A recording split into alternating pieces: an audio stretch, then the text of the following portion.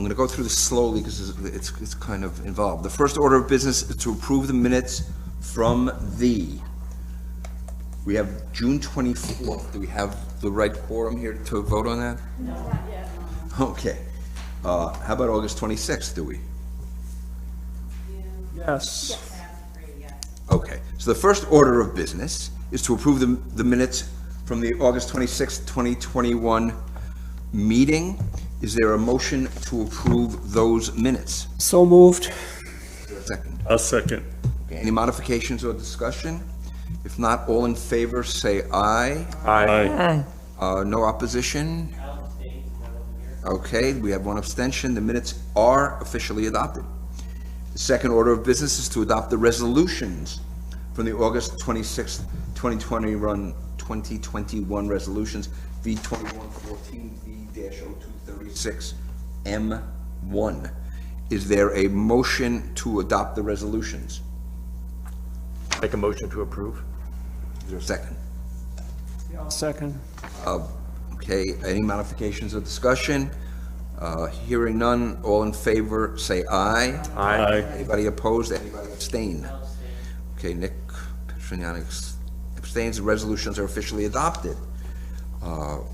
Do I make this speech if there are no public hearings? I forget, no. So I don't have to make the speech about the public hearings.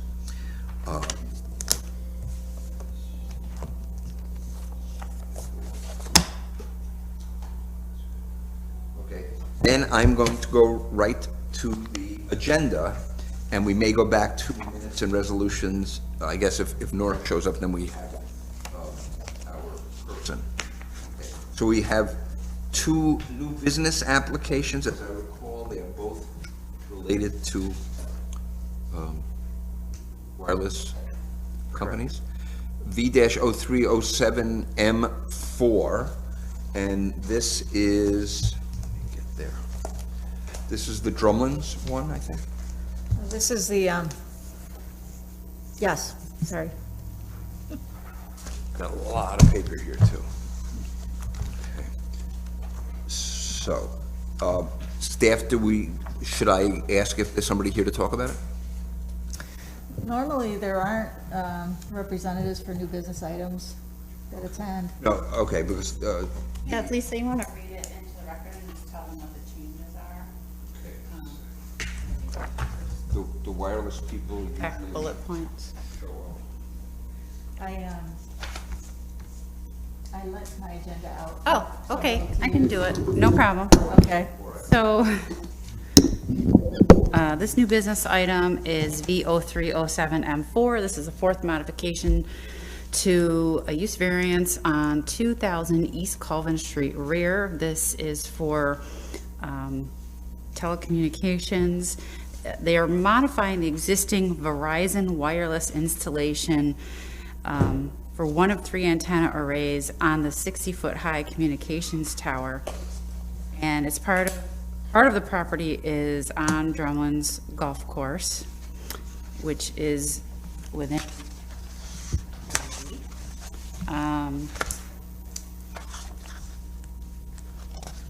it illustrates a proposal to upgrade the existing Verizon wireless array with 12 antennas located at a height of 40 feet and existing associated equipment at the base of the pole with a compound surrounded by a chain link fence.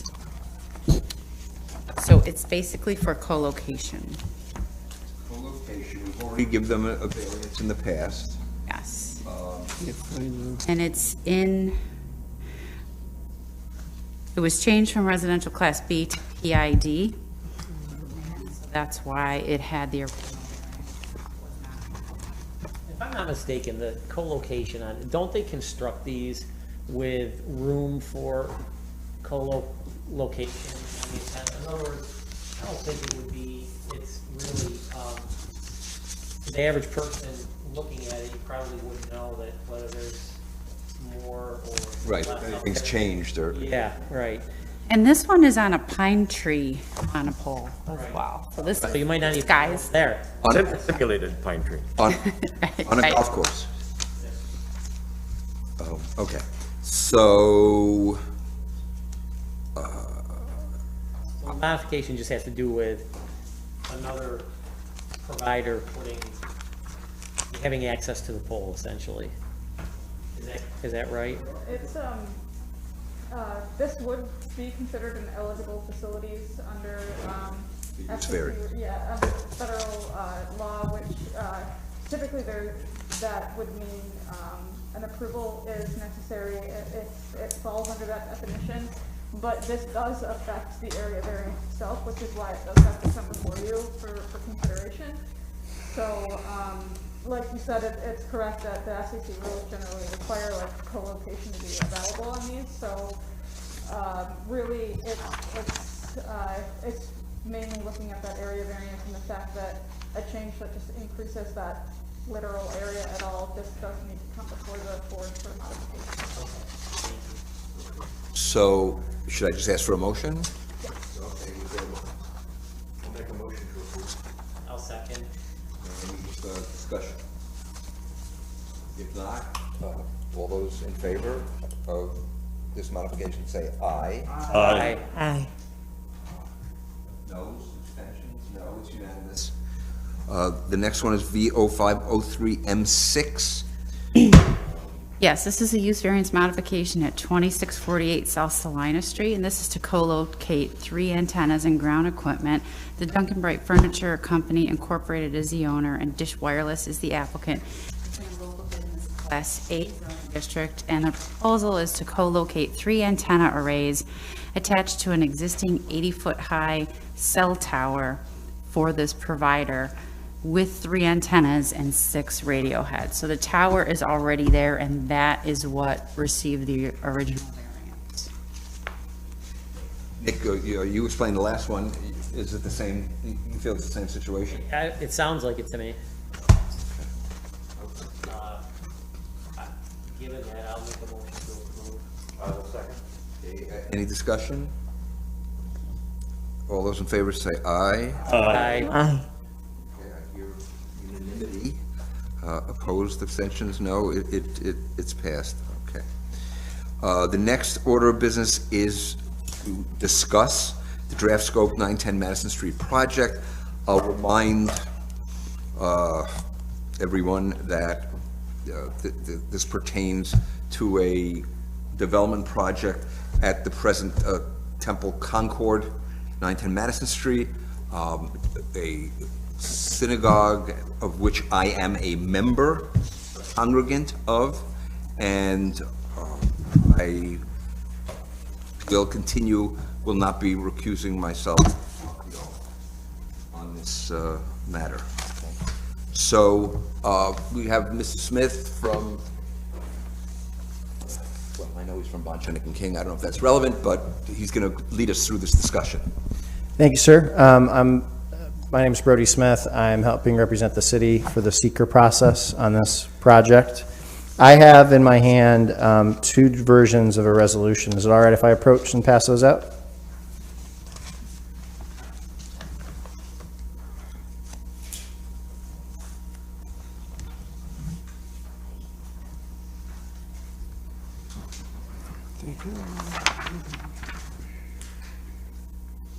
Thank you.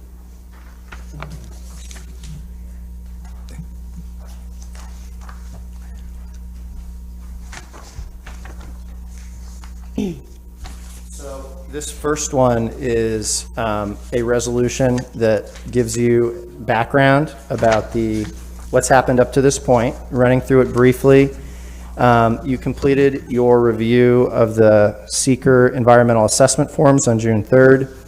You approved a written resolution and a positive declaration, along with an elaboration of your positive declaration on July 15th.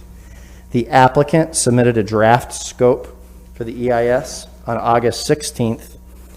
You began, notices went out and went up on the website and went on the ENB, which is the DEC website, and public comments were accepted from September 1st through September 30th.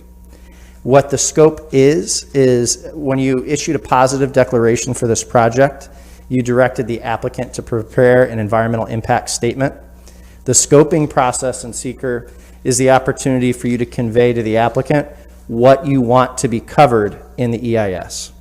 So this first version of the resolution would be the board adopting the scope as presented by the applicant as written. As I said, there's a second document I'm going to pass out now, which is an alternative.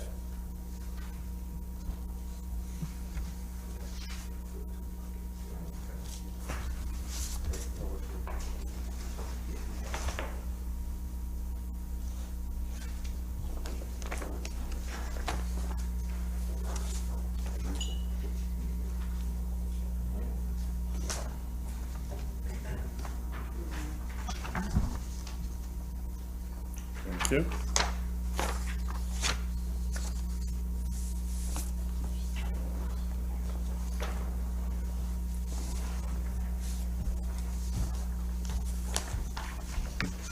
So the second version is a version that incorporates some comments you received from other agencies and from the public.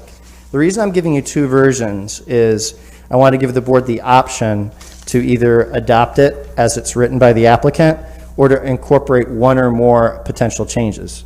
You see in the first page of what I just passed to you, it's the same document. It recounts the procedural posture. But if you flip to the second page in red, you see some potential amendments you can make to the scope if you wish to. I'll go through the three categories briefly, if that makes sense to you, Mr. Chair. The first one, the 3.0, is the existing conditions, potential impacts, and mitigation measures.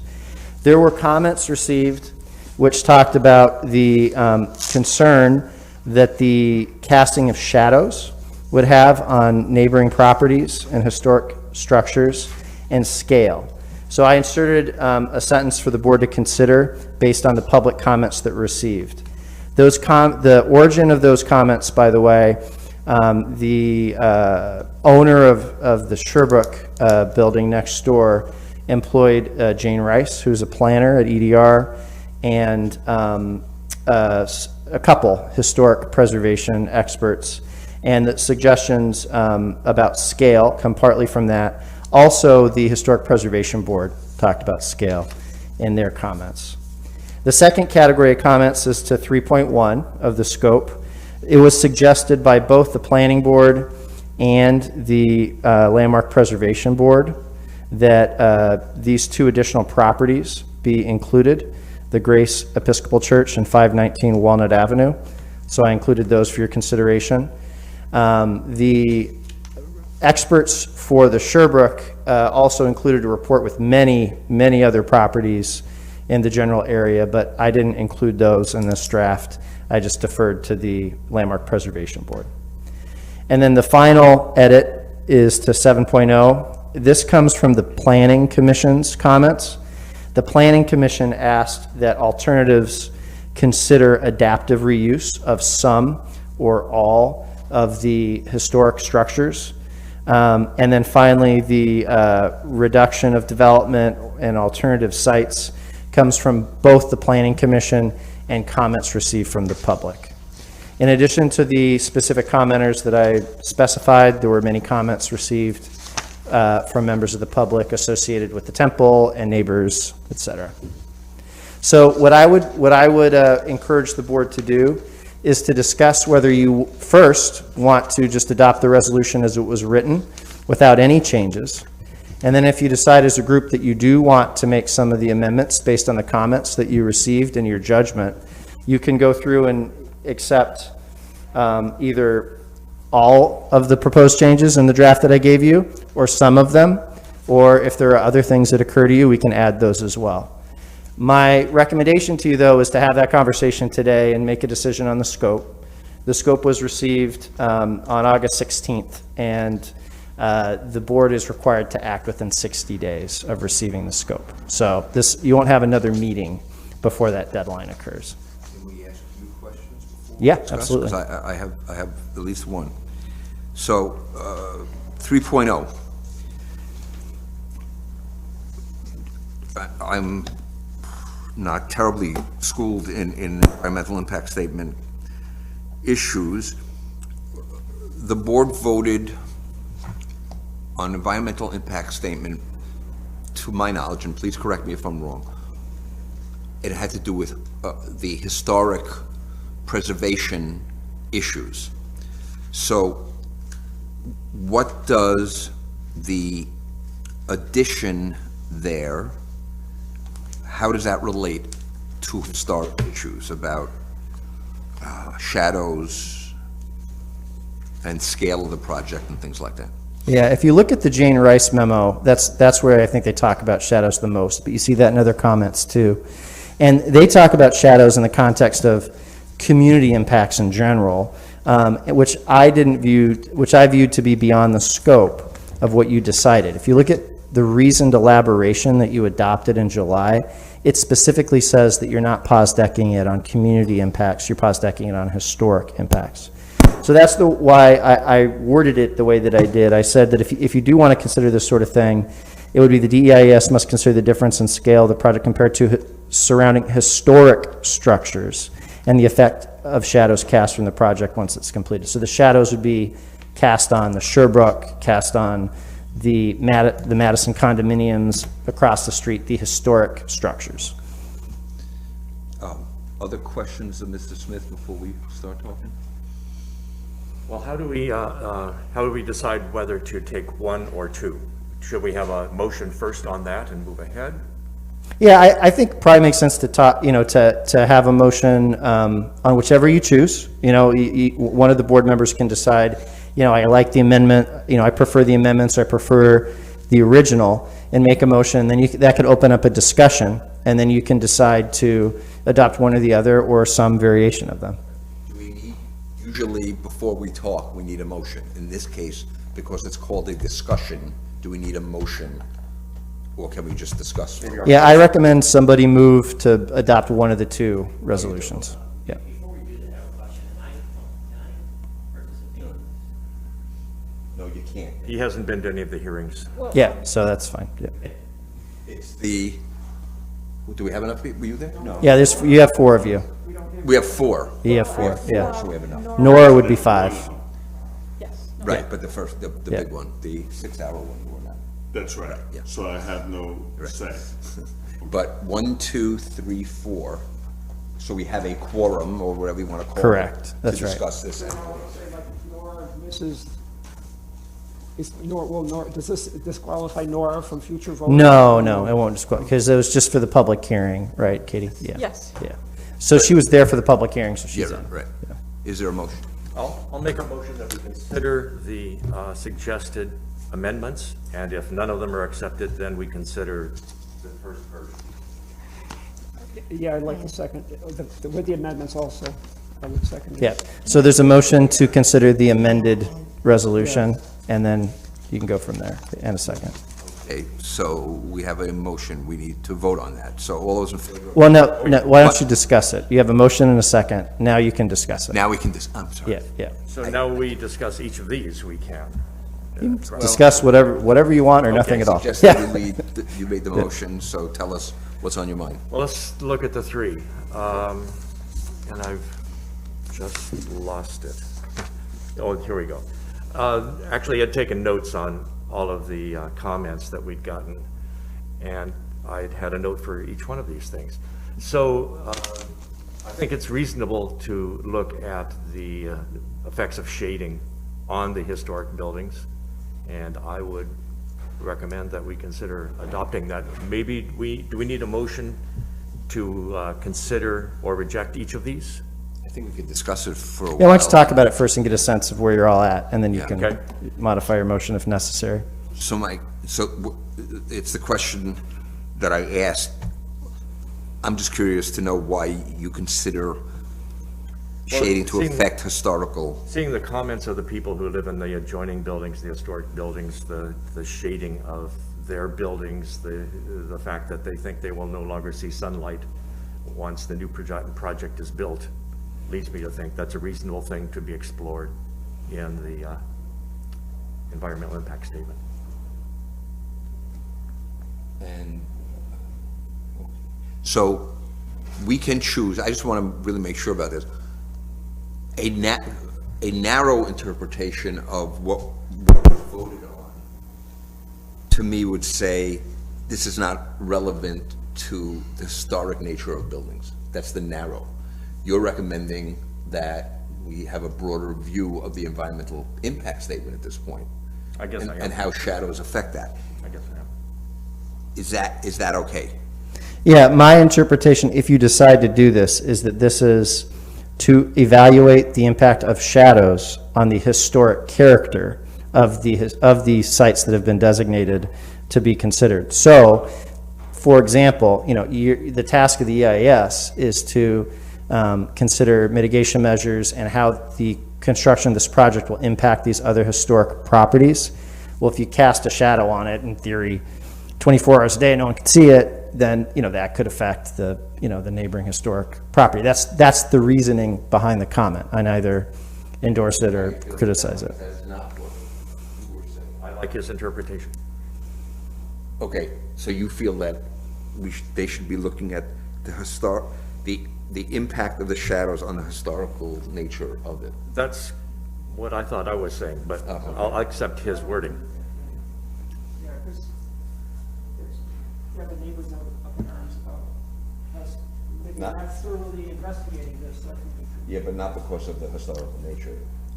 I would rather that we take too broad a look in the EIS Okay, I'm just looking at both than sides. too narrow. Is Grace Episcopal on Walnut? I thought it was at the bottom of You're Madison. jumping ahead. Okay, you have more to say? Okay, and are we done talking about that one? So. I thought so. Grace Episcopal Church is, I'm not so sure about 519 Walnut, Grace is on, but Grace is sort of across the street, kitty corner. yeah. I think it's reasonable to include it, and it is in keeping with the issues of historic buildings in the area. Great, I'm just looking at the And address. so any other discussion on that from the other of our four? No, the 519 Walnut, it's on, No, it's 819 Madison Street. is that behind, it's almost like any corner from the Sherwood, right? It is northeast of the Sherwood. It's right, it almost it's, the parking lot of the hotel. You know what I mean? There is a map in Yeah, here. one of the commenters provided a map. So, Yeah. why is this address wrong, Brody? Well, I've seen it referred to as 519. So I took this from the, Those are two separate. I could be properties. wrong, from the, if you look at the Landmark That's a Preservation Board separate- comments, That's a separate. they these are said, two, Episcopal Church and the 519. Oh, I'm sorry. they said 519 Walnut, Okay. which is also known as the Walker Residence. Okay, fine, I missed, Yeah. again. There are two buildings here. Yeah, not so it's one building Grace an address. My bad. Yeah, Okay, gotcha. yeah. Okay, so Grace Episcopal Church, and what do you know about this five? The 519 Walnut is northeast of the Sherbrooke. Also designed by Ward, Wellington Ward. East, so it's kitty corner to the Madison, it's across the street from the, Paid for that last time, talking to making for the apartments, they're the same building. I'm sorry. We got our hearing last time, or the time, wasn't there? No, there's a different one. this is across the street, I'm just picturing, from the parking lot of the Madison School. Yeah, we know where the old school is, yes. It's across the street from the school, So, the former school, any, which is now condominium. any opinions on that? I think Grace Episcopal is, definitely should be added. I'm not so sure about the others, about 519 Walnut, but I'm open to be persuaded on either one by my fellow members here. I mean, that's on the block of the major student housing down the block. It's a block away. Yeah. And it's a block away from. Yeah, it's on the other side of the temple, Madison. too. Yeah. I don't feel as strong. Michael, any thoughts? See if I'm thinking of the same building that they're talking about here.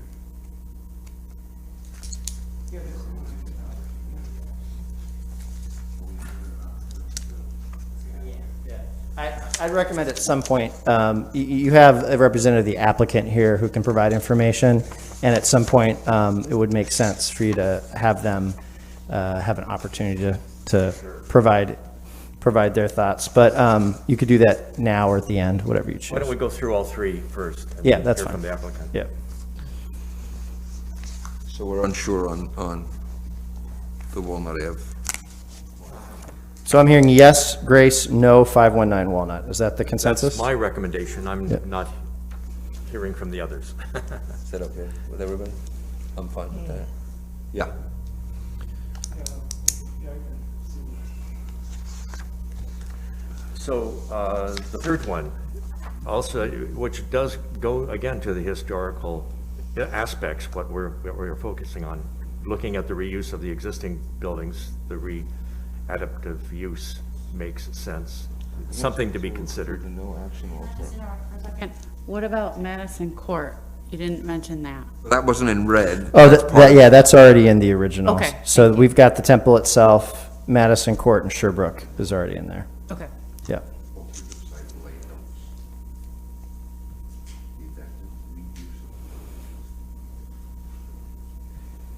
All the existing structures of Temple Concord or of all of these places that we're talking about? Rather than demolishing some of the buildings on the site, adaptive reuse of all of them. So this comes directly from the Planning Commission's comments. They asked that and they did it in a few different combinations. I tried to summarize it here. They're saying that a alternative analysis should be done on either an adaptive reuse of the whole thing or an adaptive reuse of part of it with new structures associated. That's a simplification. So I want to, the adaptive reuse of some of the existing structures, for example, and Landmark Rep can address this, I guess.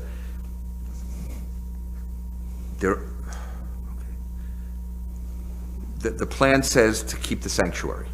Yeah, so in a sense, they're doing one version of that, yeah. I think the Planning Commission was asking for them to study, at least one other version. Here, I'd marked what the Planning Commission said. Let me just read that section. They say, reasonable alternative analysis. It is not clear what alternative site layout means in this context, but this section must examine design options that A, retain and adaptively reuse the entire Temple Concord complex, B, retain and adaptively reuse the entire complex plus incorporate one or more additions, and C, retain a percentage of the historic building additions plus incorporate one or more new additions. This section must also consider alternate sites for the proposed project, particularly the vast number of properties in close proximity that require little or no demolition. So I thought that was worth considering. I would have brought it up if it hadn't been brought up here. Yeah. I should point out at some point here that there were lots of other comments. These are just the ones that I've viewed to be germane to the issue, the narrow issue that you're considering. There are lots of other comments about traffic and community character, and et cetera, et cetera. So if we were to leave what's read in there, is it like a use variance where the applicant comes in and says, we consider this, but it's not practical? Right. Yeah, okay. Yep.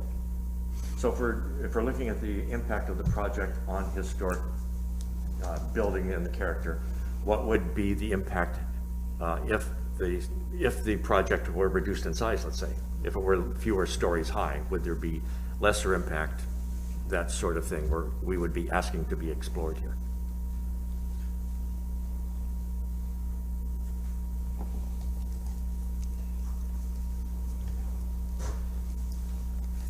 Are we ready to hear from the road planner? Sure. Thank you. Good afternoon. My name is John Lange. I'm a lawyer with the law firm of Costello, Cooney and Fearon. I've spoken before you a number of months ago. I think the last time I spoke, it was at a 4-hour public hearing. That was more than that. More than 4-hour public hearing, and these issues were very thoroughly vetted. We just received these today, so I'm looking at them now in real time. I assume you would be too. So my initial comments are that time was spent creating the draft scope. It was presented. We're happy with, obviously, with the draft scope. It covers all of the issues that were addressed in the original seeker review and the findings for the positive declaration. So we feel that it's more than adequate to address what those concerns should be.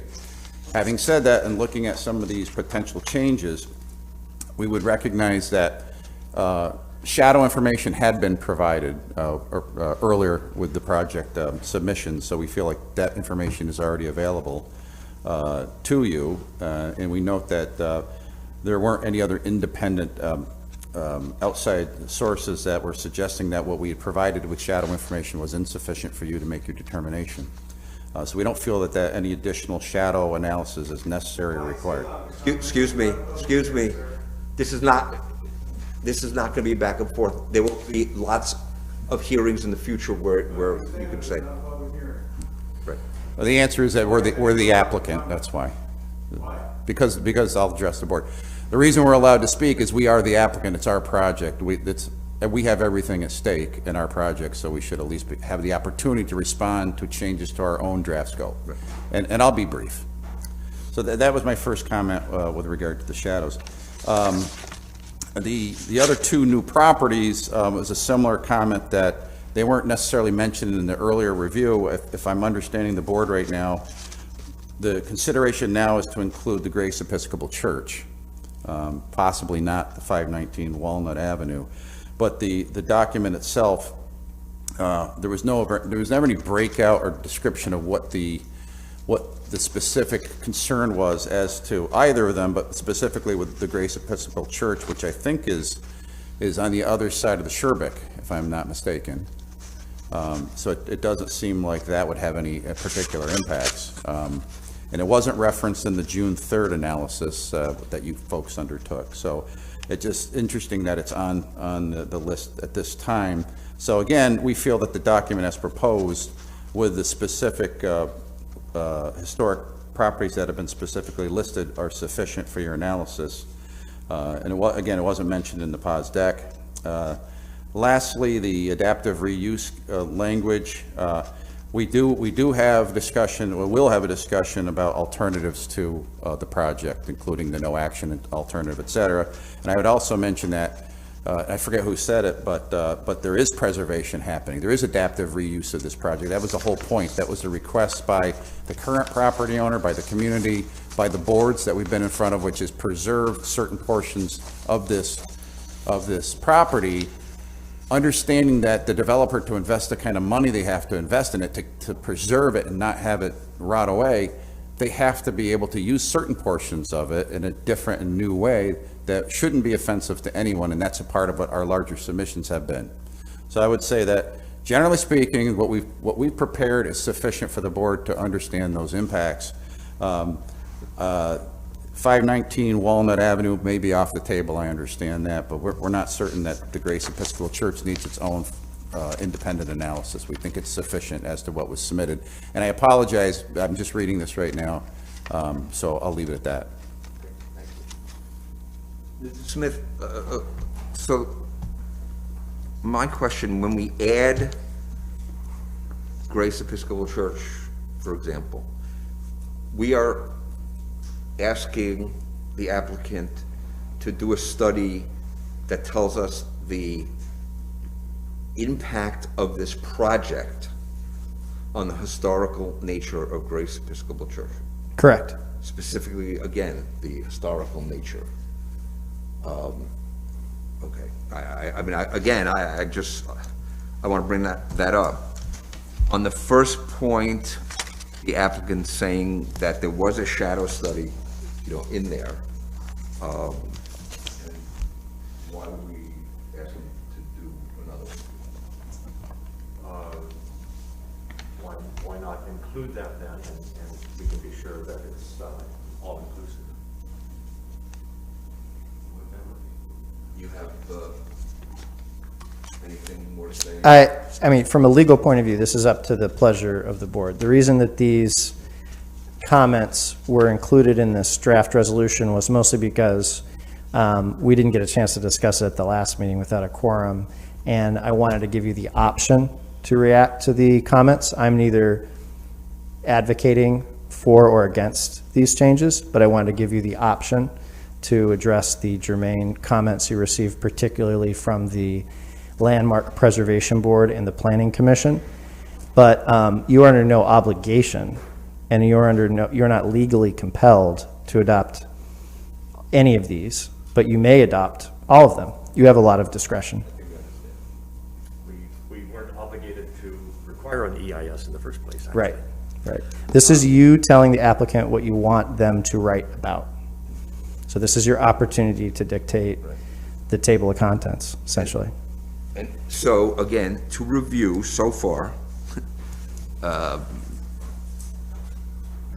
we're leaving in the first part, we're using Grace Episcopal Church, and leaving in the second part.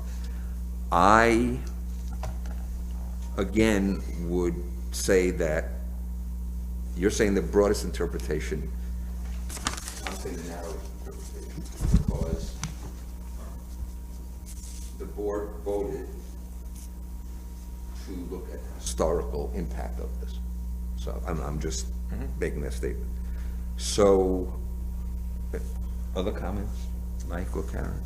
No? My perspective is it's a very big project. It's in a residential area more so than the other student housing projects we looked at in the past.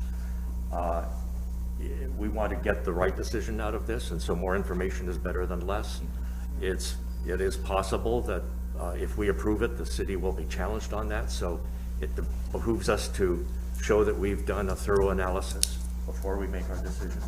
Those are my arguments for adopting it, is the way we're talking about it now. Okay. So, I'm gonna say just one more time, we're keeping in the red on the first paragraph. On 3.1, we're keeping in Grace Episcopal Church, and we're using all of the red words in the 7.0. Is that what you're thinking? Okay, I'm gonna call the question, right? All those in favor of doing that, say aye. Aye. Aye. We're set. Next, So the next step will be, we'll arrange for a notice to be published in the Environmental Notice Bulletin, that's the DEC website. A conformed version of the scope will be made available to the planning office so that people who want to view it or foil it can get it. And the applicant now has their marching orders to go and prepare an EIS and present it to the board when they're complete. is there a typical time frame? Do they have a deadline, anything like that? No, they can take the time they need. And it's not gonna be too, it's gonna be months. I would expect them to do it quickly. Yeah, but it's not gonna. Yeah, They're already working on I'm it, sure you yeah. are, yes, Yeah. I'm sure you are. Okay, Yeah. thank you. Authorizations for October 28th, V1708 M1, use variance modification for 438 Columbus Avenue. At the Sticky I House? gotta take this off, Yes, so I'm fogging up. You're allowed. I'm fogging up. And V2117 area variance for 808 East Fayette Street. Is there a motion? So, I just want to address. Yes, Heather? It's so hard sitting here. Yeah, I know. I want to address Nick's question, is this the Stickley House? Yes. They not only have this modification, they are adding an addition onto the back and changing and expanding the use that they previously got approved for. There's also a re-subdivision on the Planning Commission's agenda for a small strip of land. So they will kind of be companion pieces, but just different boards. The area variance is for the results of a project that we have not yet adopted because of Nora's absence. I believe, 808, hold on just a minute.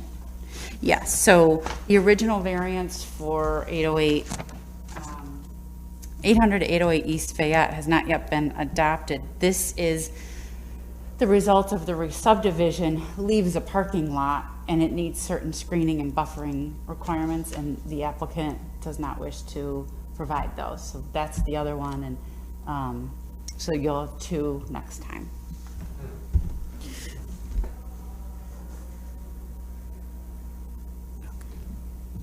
Just a little explanation. I'll make a motion to accept these. The authorizations, is there a second? I'll second. All those in favor? Aye. Aye. Motion to adjourn? Second. Second. Favor say aye. Aye. Adjourn. Now, will we be able to, in the future, vote on this, Concord Temple? No, because. You missed the hearing. You know, the only way I can think, tell me. What's that? What did Heather say? Hold on, just Yeah, turn around. Yeah, it's always a hassle when you're turned around. Oh, she's got something. She was. Yes. Probably trying to get, What I was gonna say is that if they come in with a whole new plan, it starts all over again. So that, you know, that's my opinion, you know, they, Yeah. but that's my thought. Okay. 5 hours, I'm okay not participating. Any hearing on this is gonna, you know, if people get their say, is gonna be a lot of say.